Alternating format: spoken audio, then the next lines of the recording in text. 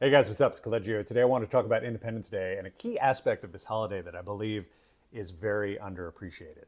So if you go back to July 4th of 1776, 87 men of standing in the British colonies came together and signed a piece of paper that was essentially their own death warrant.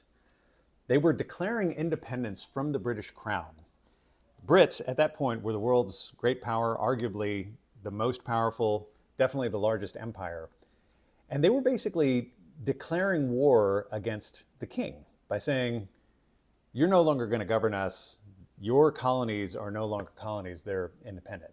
And when I say that they signed their own death warrants, it's really important to remember that of the 87 men who signed the Declaration of Independence, five were eventually captured, tortured, and murdered by the Brits. Another 11 had family members who ended up suffering the same fate. And what's remarkable is that these were all men of standing in that society. They had actually benefited from the colonial system. George Washington was one of the colony's biggest landholders. These were businessmen, landholders, people who were already in positions of power for the most part. So why did they do it? Why did they take this risk? Why did they jump into this insane level of risk with the British Crown? And the answer, I think, is that they had a vision for America that was far bigger and greater and more beautiful than the vision that the British Crown had. And they were willing to fight for it.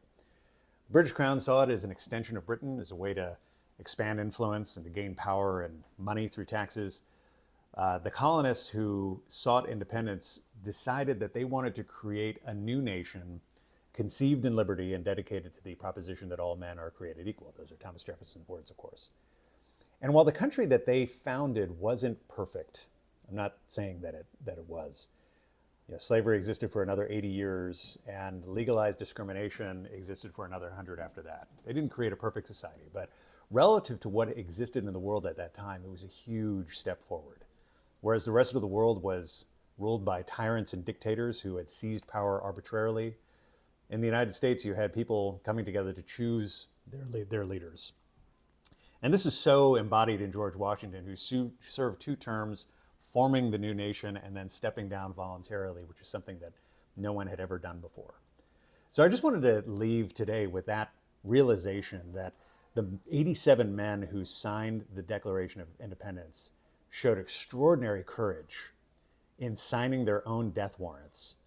And they had such a vision that they believed in that they were willing to do that, to take on all that risk and all that danger, to conceive a new nation that was going to be far better than the way that they had been ruled.